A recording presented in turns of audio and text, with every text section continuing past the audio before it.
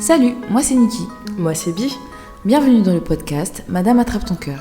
Une conversation à cœur ouvert entre deux copines d'origine camerounaise et bissau-guinéenne qui ont quitté leur vie parisienne pour s'installer à Abidjan. Dans ce podcast, on vous parlera entre autres d'identité, de féminisme, de carrière professionnelle, d'expatriation, de santé mentale, d'art et de culture. Aquaba! Hello Niki, comment ça va? Ça va et toi? Ça va, hein? Quelles sont les nouvelles? Bah écoute, tu sais, l'actualité. L'actualité est pas bonne. Voilà, donc c'est les nouvelles, on va pas... Enfin, moi personnellement, je vais pas rentrer dans ces détails-là parce que j'ai envie de penser à autre chose. On est entouré que de ça, donc voilà. Moi, les nouvelles, pour moi, c'est... j'ai regardé le nouveau spectacle de Farid. Ah, Hexagone. Ouais, Hexagone, et je me suis dit, mais putain, mais attends, c'est la même chose, enfin, c'est notre épisode d'identité, quoi. C'est ça. Et je me suis retrouvée dans plein de choses qu'il disait, et c'est là où ça me... Et c'est là où je me suis dit qu'en fait, le sentiment qu'on exprimait, qu'on exposait dans cet épisode-là, il est partagé par plein de Nord de France, et ça, je ne le savais pas. Tu vois, cet épisode m'a permis de savoir ça. Bon, voilà, c'est du Farid, il est toujours aussi drôle, c'est agréable. Donc, voilà. Ah, c'est un beau spectacle, je l'ai vu, j'ai bien ri. Ouais, et en fait, il allait au-delà de juste... les questions identitaires en France, c'était vraiment commenté en tant que Français à l'étranger. Ouais, mais c'est ce qu'on fait au final avec ce podcast. Donc, et moi, ça m'a bien parlé. Ouais, ça me fait rigoler. Et on profite de cet épisode aussi pour dire merci. Un infime merci à vous tous. On est à... Bon, ça a l'air de rien que ça, mais pour nous, c'est un truc de ouf. On a plus de 100 followers sur Insta. Ah, les feedbacks étaient trop intéressants. Ouais, hyper positifs et tout, et donc on voudrait vous dire merci pour ça. Donc voilà. Un grand merci, beaucoup d'amour. Ouais. Et on espère continuer comme ça avec vous. Inch'Allah.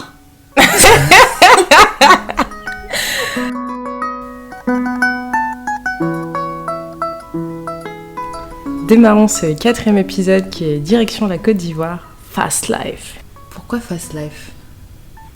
Franchement, déjà, quand j'entends que Fast Life, j'ai envie de danser. Tu sais, au bord de la mer. Ouais. Bon, on va vous expliquer pourquoi Fast Life. En fait, cet épisode sera un peu différent des autres, on va dire. Ouais. Au lieu d'avoir une conversation, voilà, on va se poser quelques questions sur ce qu'on peut préparer pour un séjour en Côte d'Ivoire. Du coup, je pense, avant de rentrer dans les questions même, peut-être expliquer pourquoi on est venu en Côte d'Ivoire, rapidement. Ouais. Je suis venue ici parce que j'ai eu une opportunité de travail. À la base, je devais faire 6 mois. Ça s'est transformé en 7 mois, puis 1 an, et maintenant 3 ans. Et voilà, hein, ça va continuer. Et toi, oui? Pareil, j'ai eu une opportunité de 6 mois.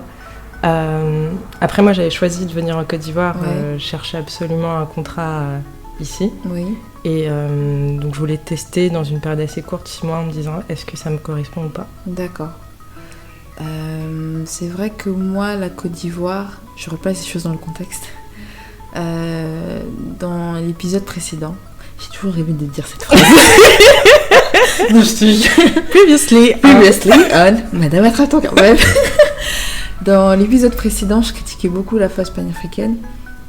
Au final, c'est ça qui m'a beaucoup aidée dans la démarche de retour, on va dire, sur le continent, parce qu'à la base, un de mes rêves, c'est visiter chaque pays d'Afrique. La Côte d'Ivoire était tout naturellement sur ma liste. En plus, il y a des similitudes avec le Cameroun. Donc l'idée, c'était de venir à terme. Mais c'est vrai que j'avais pas vraiment spécialement choisi ce pays-là pour débuter. J'ai commencé par le Ghana, grâce à la série An African City. Et c'est vrai qu'à l'époque aussi, j'écoutais beaucoup d'Azonto. Et là, je suis en train de t'imaginer. Je voulais être au cœur de l'action, et c'est vrai que j'ai kiffé, quoi. J'ai passé 3 mois de stage aussi là-bas, en 2015, et j'ai adoré. Après, ça a continué par le Burkina. Et je me suis dit, bon, t'as fait Ghana, Burkina, le pays voisin, c'est la Côte d'Ivoire, donc ça va de soi, vas-y. Et c'est comme ça que j'ai trouvé un stage de 6 mois en Côte d'Ivoire. Voilà. Ah, c'est marrant. Donc, t'étais déjà dans la région, en fait. Ouais, j'étais déjà dans la région. Je suis on va voir les voisins. Tranquille. Ouais. Non, mais t'as raison. Après, moi, Ouais. c'était différent. Je m'ennuyais, en fait, à Paris. D'accord. Je bossais dans l'industrie textile et je me disais, bon, c'est sympa, hein, c'est glamour, les collections, les défilés. Et en fait, tu fais ça tous les 6 mois. Donc, vraiment, c'était lassant. D'accord. Et moi, je m'étais toujours dit que j'allais un jour m'installer. Bon, à la base en Guinée-Bissau, mais finalement, pour des raisons personnelles, j'ai changé d'avis. Ouais. Et je me suis dit, ouais, la Côte d'Ivoire, ça bouge, c'est dynamique, il y a une croissance économique hyper intéressante, il y a les entrepreneurs, c'est une culture que je connais. Parce que je côtoyais beaucoup, moi, d'Ivoiriens qui me vendaient du rêve. Franchement, c'est des bons agents touristiques. C'est vrai. Ils te parlent de la nourriture, des soirées, des week-ends à la plage, de tout ce que tu peux faire au quotidien, des maquis. Donc, moi, ça me donnait envie en me disant, ah, c'est sûr, il y a une vie dehors, comme en Guinée-Bissau, ça c'est cool. Moi, j'aime bien ce genre de choses, quoi. D'accord. Donc, 6 mois, c'était le test. Et ouais, bah oui, j'allais demander si t'avais validé, mais oui, t'es toujours là, donc oui, t'as validé. Oui, mais bon, t'as validé, mais c'était pas... Enfin, comment dire, t'as validé instantanément, c'était avec beaucoup de peine, comment ça s'est passé? Non, bon, j'ai validé, oui. Ouais. Mais au bout de 3 mois, je m'étais dit que j'allais rentrer en France. D'accord. Parce que moi, je bataillais, on va dire, au quotidien, les 3 premiers mois. C'était une bataille parce que j'essayais de m'intégrer et j'avais pas forcément les codes et j'avais pas les outils pour vraiment m'intégrer comme moi je le voulais. Et c'est aussi lié, comme on parlait dans l'épisode précédent, je savais pas naviguer entre mon identité bissau-guinéenne et l'identité française. Donc c'est ce qui me peinait au quotidien. Mais je pense que je pourrais développer un peu plus après. Ok, ça marche. Bon, on a 10 questions sur le sujet Fast Life. Et bon, t'as déjà répondu à la première qui était: as-tu reçu des conseils de personnes qui t'ont poussé à venir en Côte d'Ivoire? Ça c'est fait. Et toi, t'as eu des conseils? Non, je t'ai dit, moi j'ai choisi sur la carte. Non, je rigole. Tu sais, j'imagine, comme ces gens dans les films qui tournent les doigts, mais je vais là. Non. Enfin, c'est vrai, j'avais un pote ivoirien qui nous parlait beaucoup de la Côte d'Ivoire, de comment ça se passait et tout. Et c'est vrai que, comme j'ai dit, c'est un pays qui était sur ma liste. Donc moi, j'avais pas de préparation spéciale. J'allais en mode apprentissage. Pour moi, j'allais découvrir une nouvelle culture, un nouvel environnement, un nouveau mode de vie. Donc voilà, j'y suis allée. Bon, pas à l'aventure, bien entendu, bien sûr que non, vu que j'ai trouvé un stage. Et je suis venue là. Ok, top. Okay. Et la deuxième question, c'est: qu'as-tu pensé du coût de la vie en Côte d'Ivoire quand t'es arrivée? Ouais, c'est cher. Franchement, c'est cher. C'est cher, d'autant plus que quand je suis revenue, pour moi, ma philosophie, c'était consommer local, tu vois. Consommer des produits faits localement, pour des raisons qui sont personnelles. Mais c'est cher. Le coût de la vie est cher, le logement est cher. Ouais.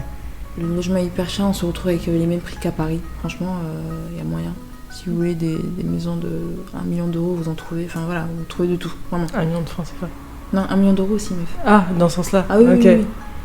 Si, il y a 1 million de francs. C'est pas que c'est rien, mais tu vois, c'est cher aussi, hein. Non, oui, c'est cher, mais bon. La dernière fois, on parlait d'une maison à 500 millions, quoi. Donc, ouais. Il y a de quoi faire. Et toi?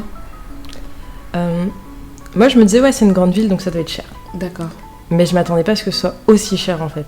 Que ce soit le transport, la nourriture, les loisirs, le logement aussi. Ouais. C'est des prix de France, en fait. C'est ça. Ouais. Donc, à chaque fois, j'échangeais avec mes potes qui me disaient: alors, tu dois peut-être économiser, etc. Je disais, non. Je dépense autant que vous. Exactement. Et surtout qu'en fait, je sais pas si pour toi c'est pareil. En fait, moi, je fais pas attention à la conversion. Pour moi, 10 000, c'est 10 euros, tu vois. Dans la tête, en fait, tu à calculer rapide, 10 000, 10 euros. En fait, non, c'est pas ça. 10 000, c'est 15 balles, tu vois. C'est pas pareil. Donc, du coup, tu claques facilement des sous, en fait. Tu claques vraiment beaucoup plus. Moi, je fais la conversion automatiquement, parce que quand je vivais en Turquie, je faisais pas la conversion. Et je me disais, j'ai trop d'argent, je dépensais à gogo, je dépensais beaucoup trop. Ah, Donc je voulais pas me retrouver à reproduire en fait le même piège ici. D'accord, donc tu as eu les bons réflexes. Tout ce qui est infrastructure, quand tu es arrivée, comment ça s'est passé? Bah écoute, moi à Paris, on m'avait dit, donc c'était des Ivoiriens ou même des personnes qui avaient vécu en Côte d'Ivoire, Ouais. tu vas voir, il y a des coupures d'électricité ou d'eau, assez quoi. Donc je m'étais préparée en me disant, bon bah, allez, faut faire des réserves d'eau et faut avoir des bougies quoi. Ouais. Des lampes tempêtes. Et j'étais en train de me dire même, ça se trouve, faut que je m'achète un générateur et tout. Tu sais, comme dans An African City, ils ont... Ah, mais ça coûte une blinde, ça. Ouais, mais moi, j'étais allée dans ce délire. D'accord. Ils l'ont dit, donc Ouais, ça doit vrai. être vrai. Et je suis arrivée... Non, dire que j'ai pas eu de coupure d'électricité, ce serait mentir. Mais c'était 1 heure, c'est rien dans une journée de 24 heures, en fait, Ouais, une mais coupure ouais. d'1 heure. Et c'était rare. Souvent, c'était lié aussi à des travaux, des choses comme ça. Exactement. Donc moi, niveau infrastructure, j'étais contente. Les transports, ça allait. Internet aussi. Par rapport à la Guinée-Bissau, pour moi, tout était mieux. Quoi. Donc moi, j'étais trop contente, j'étais pas trop dépaysée. Ouais. Et toi? Bah, moi, quand j'étais allée au Ghana en 2015, c'est vrai qu'il y avait beaucoup de coupures d'électricité, mais pareil, il y avait des travaux. Les gens avaient des générateurs, ils avaient des réservoirs d'eau, donc il n'y avait pas de souci. Et moi, quand je suis arrivée ici, j'ai eu aucun problème. Il n'y avait pas de... Franchement, comparé au Cameroun avec les coupures d'électricité, je peux vous dire qu'ici, ça va. Il n'y a pas de... Même les coupures, franchement, il n'y a pas... Non, c'est rare. Non, ça dépend vraiment des quartiers. Ici, vous êtes dans un quartier aussi où c'est bizarre. Ouais. Votre immeuble est bizarre, ouais, là, vous allez avoir des problèmes, mais sinon, non. Donc finalement, comme on est venu ici pour le travail, Oui. est-ce que toi, tu t'es sentie intégrée dans ton travail et qu'est-ce qui t'a aidé en fait au quotidien? Alors, comme je l'ai dit, moi je suis venue pour un stage. Donc les 6 premiers mois, bah, c'était en mode stage, tu vois. Pumpy Love, tout le monde m'aimait bien. La blanche noire arrivée, tout ça, tu vois. Et il y avait pas mal de personnes âgées, enfin pas âgées, mais des gens qui avaient une ancienneté assez conséquente dans la boîte. En gros, qui me chaperonnaient, quoi. Ils avaient des 25-30 ans dans la boîte. Pendant les 6 premiers mois, ça allait. Maintenant, quand je suis passée en contrat, là, c'est devenu autre chose. Tu vois, la petite stagiaire devient une compétition, là, les masques tombent. Donc, c'était assez tendu, mais j'ai quand même su trouver ma place. C'est pas facile de mettre une petite jeune à la tête pour, en gros, donner des ordres à des vieux, quoi. C'est compliqué. Ouais, j'imagine. Et t'as pu t'appuyer sur des collègues, des mentors ou même des gens de ta famille pour t'aider à naviguer? Moi, mes collègues, j'ai une règle, mes collègues, c'est pas mes amis. Donc, je me suis surtout appuyée sur ma mère, qui était mon coach de vie. Dès qu'il y a en fait, surtout au niveau des codes. Par exemple, s'il y a un décès dans le service, qu'est-ce que tu fais? En France, tu dis juste mes condoléances et ça passe. Mais en fait, selon la culture de l'entreprise, selon l'état d'esprit des gens, il y a une petite quête, une petite collecte d'argent qui est faite pour soutenir la famille du défunt. Donc voilà, c'est surtout sur des questions de code que je faisais appel à ma mère. Bon, maman, il m'a présenté tel problème, qu'est-ce que je fais? Est-ce que je dois donner de l'argent? Combien je donne? Etc. Tu vois. Parce que, bon, comme on le dit, on est les deux, mais il ne faut pas oublier aussi qu'on est africaine, donc il faut savoir bien naviguer entre les deux. Et toi? Moi, au début, c'était difficile parce que je suis arrivée, je travaillais dans l'entrepreneuriat et moi, j'ai un contrat français, donc je suis arrivée avec une collègue française blanche. Ouais. Et donc, du coup, on était un duo, on était tout le temps sur le terrain à tout faire ensemble. Et moi, les 3 premiers mois, je trouvais pas ma place. Que ce soit en réunion avec des partenaires ou en séance de formation, donc avec les entrepreneurs. Oui. Moi, je me sentais pas écoutée. Ce que je disais n'avait pas de valeur. Et une fois, on était en séance de formation, donc toutes les deux avec notre accent parisien. Oui. Et moi, je faisais en sorte aussi de plus articuler, de gommer un peu cet accent parisien où tu parles très vite et on comprend pas ce que tu racontes. Et donc, là, il y a une nana, moi j'appelais ma tantie parce que je les appelle les tanties, qui m'ont dit ma fille, moi je comprends pas ce que tu parles, tu choco trop. Est-ce que tu peux expliquer ce que ça veut dire choco? C'est vraiment quand tu parles avec l'accent de France, quoi. Ouais. Et mais pas que de France, hein, même je pense que même les gens qui viennent des États-Unis on dit qu'ils choco, non? Je sais pas. Ouais. Bon, ok. Ouais, bref. T'as un accent de l'extérieur. Voilà. Ton accent n'est pas local. Et elle me dit ça, et là je me dis, mais l'autre tu la comprends quoi. Elle me dit oui, elle je comprends mieux ce qu'elle dit. Ouais. Et je me suis dit, mais qu'est-ce qu'elle raconte ça. Et là je bouillonnais, j'avais juste envie d'arrêter le truc, de rentrer chez moi. Ouais. Et je fais une pause. Et là je me dis, vas-y, ça me saoule. Et j'en parle à ma mère, qui me dit, ouais mais t'es une toubab. T'es une toubab noire. Je fais ouais, mais ça me dérange et tout. Et en fait, c'était tout le temps comme ça. Et pareil, on sortait du boulot une fois dans une rue. On se sépare avec ma collègue. Et il y a un mec qui vient me voir, qui me demande de l'argent pour son transport. Moi, je lui dis que j'ai pas d'argent, je continue ma route. Et en fait, il me suit. Et je lui dis, mais laisse-moi tranquille. Non, j'ai pas d'argent. Je commence à élever la voix, personne ne réagit autour, c'était une rue blindée. Ouais. Et en fait, je commence à parler de plus en plus fort, à l'humilier. Et c'est là où il a arrêté. D'ailleurs, il m'a même dit... Tu fais comme les colons, tu ne sauves pas ton frère. Non. Sérieux ? Ouais, c'était violent ce qu'il m'a dit et tout. Pourquoi t'as dit ça ? Il m'a dit oui, j'étais comme ce nègre de maison dans le système parce que je ne partage pas. Parce que dans sa tête, ma collègue m'avait donné de l'argent en partant. Ah d'accord, il fallait que tu partages. Voilà, alors qu'en fait elle m'a juste fait une accolade. Ah ok, bon. Voilà. Donc le lendemain, on revient dans ce même endroit, je suis avec ma collègue encore une fois, on se dit au revoir, et là le mec vient encore de nouveau nous voir, et là ma collègue dit juste laisse-moi tranquille. Et tous les gens qui étaient autour, quand sont arrivés, on dit pourquoi t'embêtes la blanche, laisse la blanche tranquille. D'accord.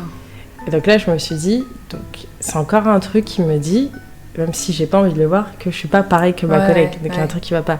Donc j'en parlais aussi à d'autres amis que j'avais, c'était principalement des Français blancs qui pour eux, moi en fait, c'était plus simple pour moi de m'intégrer en Côte d'Ivoire parce que j'avais la couleur locale. Oui. Ils m'ont dit mais pour toi ça doit être plus simple. Ils me disaient tout le temps que j'avais pas à me plaindre et tout, alors qu'on les appelait le blanc, la blanche, bref. Et là je suis au bout de ma vie, ma mère je lui explique, elle me rassure, mon père me rassure. Et là, ma mère me dit, mais il n'y a pas une personne comme toi en Côte d'Ivoire à qui tu pourrais en parler. Et elle me souvenait que j'avais rencontré une franco-sénégalaise, donc elle a juste la double culture, hein. Elle n'est pas... Et là, elle me dit, il faut que tu arrêtes ce que tu fais. Je commence à... Elle me dit, tu n'es pas que française. Ouais. Je dis, ouais, mais je peux pas dire que je suis bissau-guinéenne comme ça, par la outrance, tu vois. Moi, j'ai grandi en France, j'ai jamais vécu en Guinée-Bissau. Elle me dit non mais tu transpires la culture bissau-guinéenne aussi dans certains trucs, les codes par rapport au respect aux vieux. Ouais. Quand il y avait des cours de lien, c'est toujours comme qu'est-ce que je fais et tout. Et elle me dit il faut que tu navigues entre les deux. Et aussi il faut que tu racontes ce que tu vis, d'arrêter de le garder pour toi en fait. Donc et à partir de là je commençais à en parler à mes potes ivoiriens qui eux étaient aussi choqués de savoir qu'il y avait ce genre de comportement. Et moi, j'ai commencé à mieux naviguer, et donc les formations, ça se passait vraiment mieux. Elle m'appelait même ma fille. Ah, franchement, c'était cool. La France, ça appelait les week-ends. Je passais du temps à me passer leurs enfants au téléphone et tout. Ça, c'était vraiment cool. Et les réunions, les rencontres avec des partenaires, du coup, c'est moi qui commençais avec le principe des nouvelles du jour. Ouais. Comme je maîtrisais ce truc, c'était comme ça. Donc, j'ai fini par trouver ma place, et là, je me suis dit, ah, c'est trop bien. J'ai enfin réussi à équilibrer ce côté-là, parce que le côté enjaillement... les voyages, je fais trop de voyages. À ce moment-là, moi, les 3 premiers mois, je faisais que voyages. Je me disais, ce pays est trop beau. Ouais. Donc, du coup, j'ai réussi à rééquilibrer et c'était bien. Ah, c'est cool ça. Ouais, bon, la preuve, t'es toujours ici, donc c'est plutôt bien passé. Ouais. D'accord. Et alors, au niveau des rencontres, est-ce que t'as réussi à te faire des amis facilement ici ? Ouais, au début j'appréhendais parce que les autres fois où j'étais à l'étranger, en Espagne ou en Turquie, j'étais dans un contexte d'études. Oui. Donc Erasmus, t'es avec plein de gens tout le temps. C'est ça. Et là, quand je venais pour le boulot, je me suis dit où est-ce que je vais rencontrer des gens ? Et moi j'ai eu de la chance. Je suis arrivée un mercredi, un vendredi j'étais en week-end à Jacquesville, j'ai rencontré la plupart de mes potes là-bas. D'accord. Et après je participais à pas mal d'événements où je rencontrais les amis d'amis. Donc je me suis fait un réseau assez vaste entre des amis français, des amis ivoiriens. Les gens que j'appelle de la diaspora ou les expats de la sous-région, c'était génial. D'accord, ouais. Ok. Et toi ? Bon, les 6 premiers mois, c'est vrai, je m'étais fait un petit cercle, mais moi, par contre, j'ai dû changer de cercle d'amis plusieurs fois avant de pouvoir trouver ma place, tu vois. Les 6 premiers mois, je le raconterai dans un autre épisode, voilà.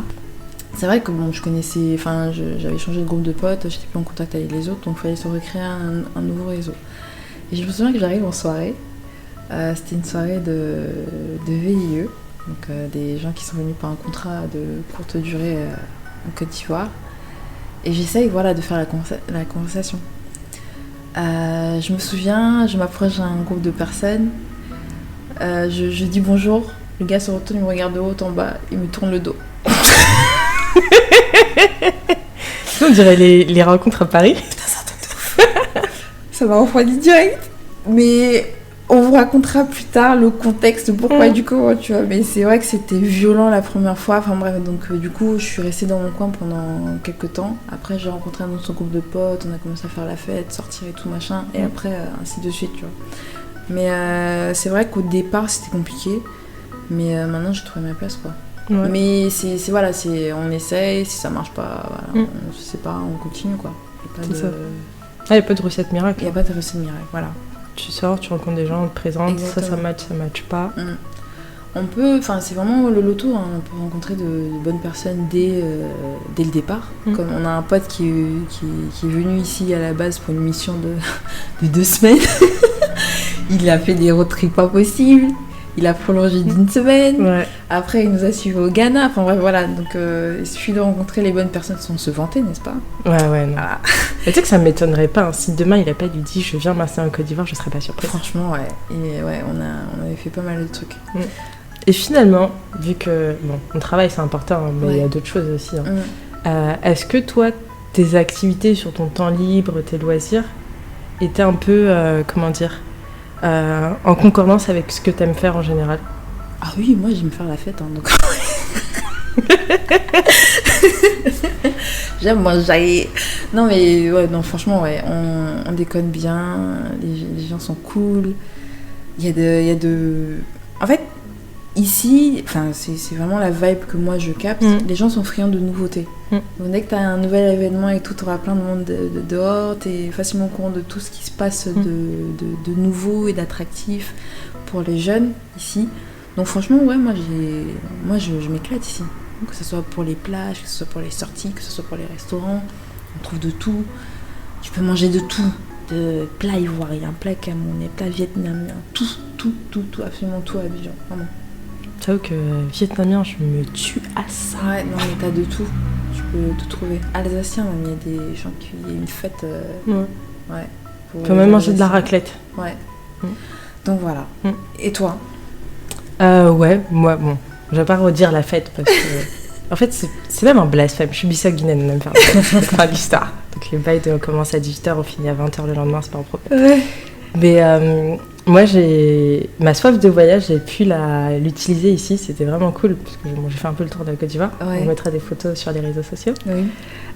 J'ai pu aussi tout ce qui est art. Moi, j'adore. Donc, tu vois, faire des expos, regarder des artisans travailler, que ce soit les sculptures, le bois. Ça, c'est vrai. Le bronze et tout. Franchement, il y a de quoi faire. Moi, je m'ennuie jamais. Et c'est vrai que mine de rien aussi, on a été vachement en contact avec des personnes très créatives. Et ça inspire, quoi, les personnes hyper inspirantes qui partent d'un post Instagram et qui deviennent une sensation du moment. Enfin voilà, on a rencontré des personnes comme ça qui sont parties d'un délire de faire un apéro en plein air devant une boutique et ça devient un festival, le premier festival de Côte d'Ivoire. Donc tout ça, ça donne envie, quoi. Ça stimule les gens, il n'y a que de bonnes vibes. Franchement, on rencontre des gens vraiment top. Ouais, vraiment une bonne vibe. Et j'ai l'impression que tu vois, ici, si t'as envie de faire quelque chose, essaye. Hein. Exactement. Tu ne peux que... Enfin, tu peux rien te casser la gueule, en fait. C'est pas grave, tu vois, t'essayes. Si ça prend... Il suffit que t'aies une bonne idée, que ça soit... Bien entendu, que ça réponde aux besoins sur place. Pour pas importer un concept qui n'a rien à voir ici. Et ça prend, quoi. Les gens sont friands de nouveautés, les gens sont friands de tout ce qui est divertissement, quoi. C'est là où j'étais un peu frustrée dans le sens où... Bon, je fais des études de business. Hein. Ouais. Et le comportement du consommateur ivoirien, ça a le mérite d'être étudié. Franchement, c'est hyper intéressant. Vrai. Ouais, c'est vachement intéressant. Dans quel sens ? Dans le sens où les gens adorent la nouveauté, essayer. Ouais. Ils sont très prêts à faire des feedbacks. Exactement, ouais. Et en plus, ils font des feedbacks constructifs. Hein. Surtout sur les réseaux sociaux et tout, sur Instagram, Twitter et tout.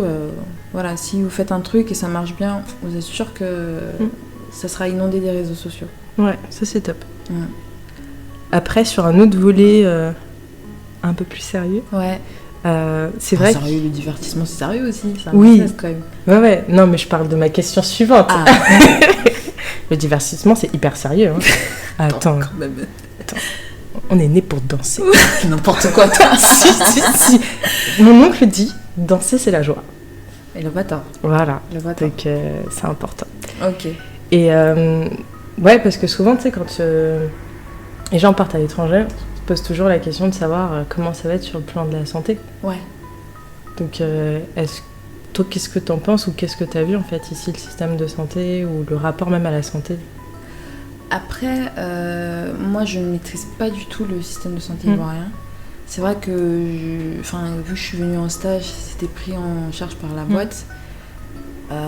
D'après ce que j'ai vu, en tout cas dans ma boîte, c'est la boîte prend en charge pas mal de choses. La santé coûte cher, je trouve. Moi, en tout cas, dans mon cas, en tant qu'expatrié, il faut avancer les frais et se faire rembourser plus tard. J'essaie vivement conseillé de souscrire des assurances, des mutuelles et tout. Ça coûte cher quand même, je trouve. Tu trouves pas? Si, c'est hyper cher. Après, donc, quand t'es salarié, tu peux avoir l'opportunité d'avoir ton entreprise qui s'en occupe. C'est ça. Après, il faut être ça dans le secteur formel. Ouais. Comme toi, moi, je maîtrise pas du tout le système. Je sais que quand je suis tombée malade, j'ai su où me rendre et comment gérer les choses. Mais c'est pas facile. Non, mais bon, après, il faut prendre des assurances, quoi. Faut se prendre en charge. Il y a la CFE qui fonctionne bien. Il y a d'autres mutuelles. Ouais, t'as des mutuelles aussi en Côte d'Ivoire. Qui marchent très bien, quoi. Et après, tu peux même rajouter une option d'être prise en charge quand t'es à l'étranger. Exactement. Donc dans mon cas, parfois en France. Au niveau de la sécurité, qu'est-ce que tu dirais? La sécurité à Abidjan. Moi, je viens de Paris. Donc, Arrête. Allez. Non, je vais dire. Non, mais franchement, honnêtement, quand tu viens de Paris. Je viens de Paris, donc Paris, franchement, pour moi, c'est pas une vie safe. Voilà. C'est ce que je veux dire. Abidjan, pour moi, c'est plus safe que Paris. Je suis désolée. C'est pour ça que je dis stop, t'arrêtes direct. Ah, non, mais je suis désolée. C'est mon point de vue. Ah, c'est chaud, ouais. Donc, moi, je suis plus à l'aise ici de marcher dans la rue que de marcher à Paris, en fait. Comparativement, ouais. Franchement, surtout quand t'es une femme, à Paris, c'est chaud. À chaque fois, on en parle, sortie de boîte et tout, c'est chaud, c'est compliqué.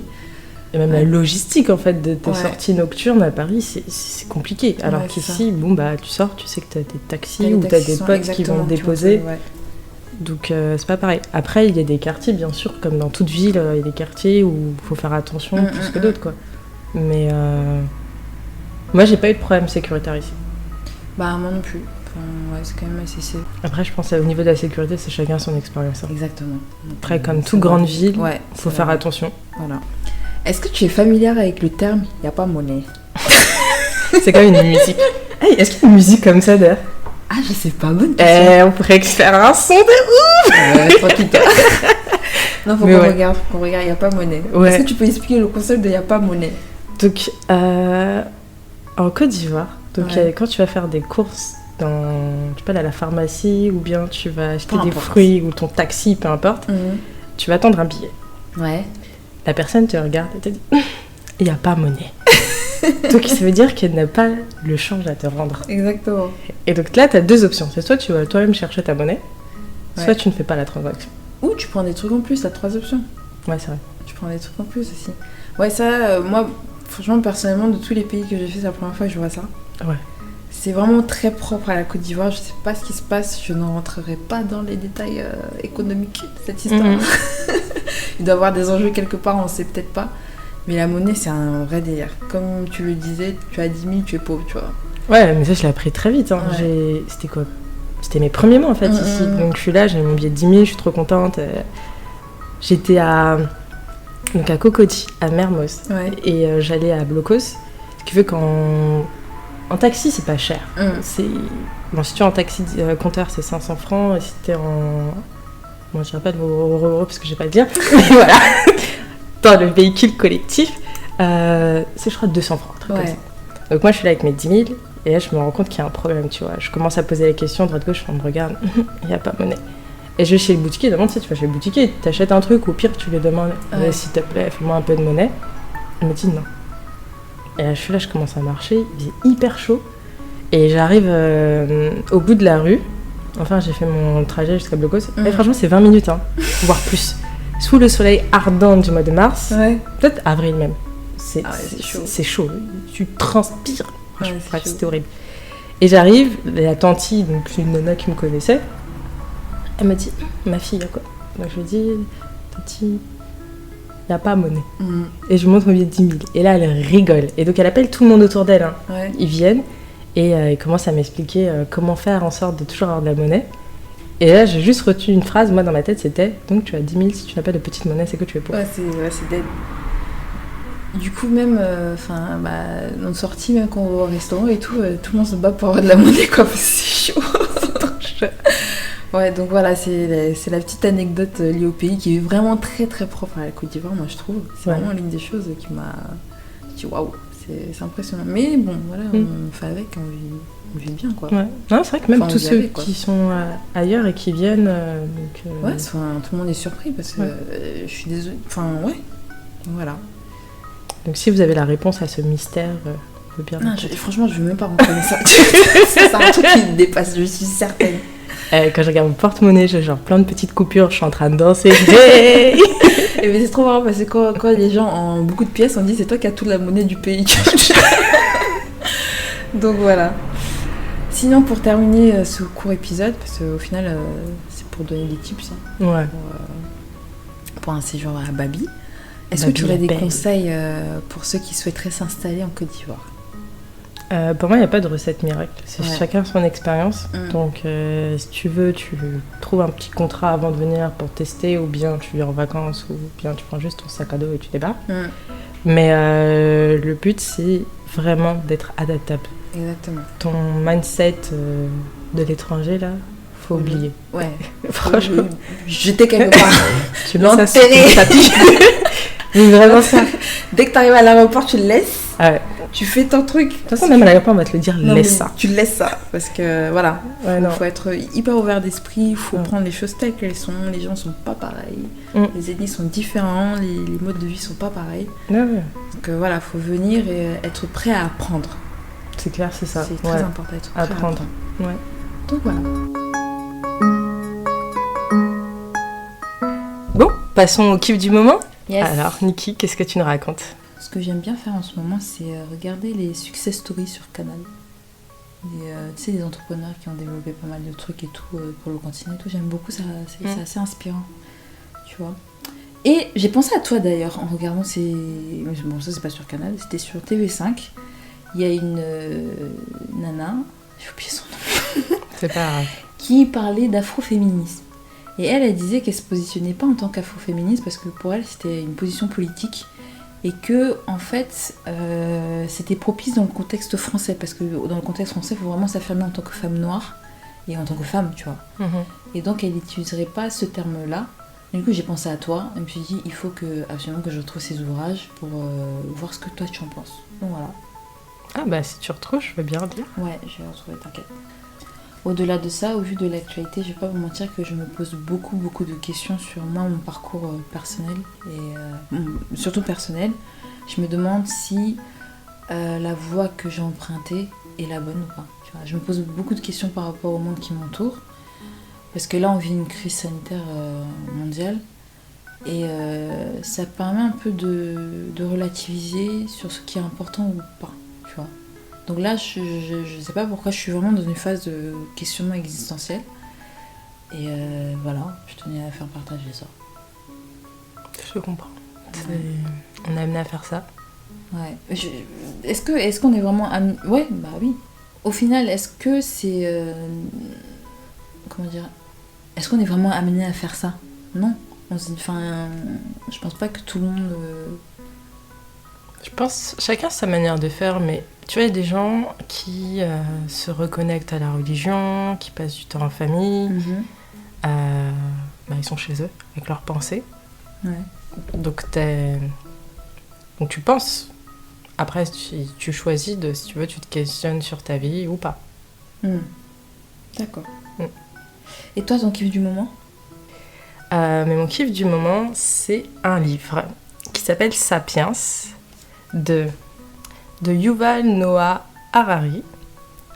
Tu l'as acheté physiquement ou tu l'as téléchargé? Non, j'ai le bouquin. Ah, cool. Ouais. Donc du coup, il parle en fait de l'histoire de l'humanité. Ouais. Donc ça commence avec l'arrivée de l'espèce humaine parmi toute cette espèce animale et des conséquences que ça a eu. Bon, on a détruit beaucoup d'animaux quand on est arrivé. Et même entre nous, tu vois, parce que il y a des espèces qui ont disparu, humaines qui ont disparu quand l'Homo sapiens est arrivé aussi sur Terre. Il y a pas mal de théories pour savoir est-ce que c'était une extinction naturelle ou bien c'était... Du fait de l'homme? Du fait de l'Homo sapiens qui avait massacré ou bien transmis des maladies aux autres. D'accord. Puis après, moi, donc, j'ai pas fini le bouquin. J'ai lu la moitié. Et je me suis arrêtée à cause d'une partie. Parce que, donc, du coup, j'ai lu, ce qui est la deuxième partie du livre, c'est la révolution agricole. Ouais. Et donc, il t'explique comment donc, l'homme, au début, allait chasser, était donc nomade, et vivait de pas mal de cultures différentes, à comment il est devenu sédentaire, focalisé sur le blé. Et en fait, l'arrivée du blé, c'est ce qui a donné vie à notre société actuelle. Parce que du coup, l'être humain s'est focalisé, donc plutôt l'Homo sapiens s'est focalisé sur la culture du blé. Ouais. Il est resté sur place et du coup, il ne faisait que travailler pour le blé. Le blé est devenu son aliment principal, alors que c'est pas l'aliment le plus nourrissant. Ouais. Et donc du coup, ça a engendré aussi toute cette forme un peu de vol, de capitalisme en fait autour du blé, parce qu'il travaille de plus en plus à accumuler ce blé chez lui, donc avec les greniers, et à faire des stocks, à les échanger. Et donc c'est l'avènement en fait un peu je dirais, du système capitaliste. Et en fait, quand j'ai lu ça, avec toutes les conséquences que ça a eu, je me suis dit, bon, je vais faire une pause dans ce livre. Parce que, en fait, c'était une résonance avec ce qui se passe à l'heure actuelle, parce qu'il disait que, ok, on a le blé, donc ça faisait que les gens pouvaient se nourrir. Ouais. Donc, qui dit sédentaire dit on fait plus d'enfants aussi, pour nous aider dans les champs du blé.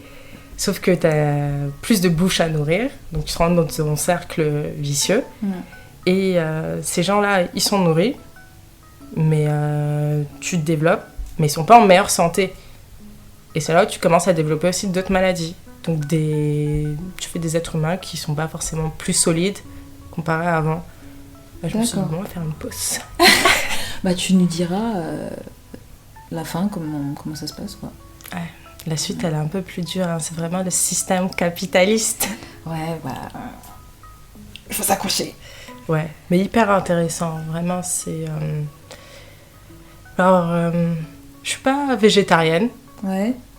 Et je pense pas y mettre. J'aime la viande. J'assume. Moi, je pense qu'à terme, je serai dans mes vieux jours. Mais moi, je diminue ma consommation et je suis prête à le faire. Ouais. Et en lisant ce livre, il y a un passage justement sur les atrocités qu'on fait aux animaux. Ça pour notamment le lait. Ouais.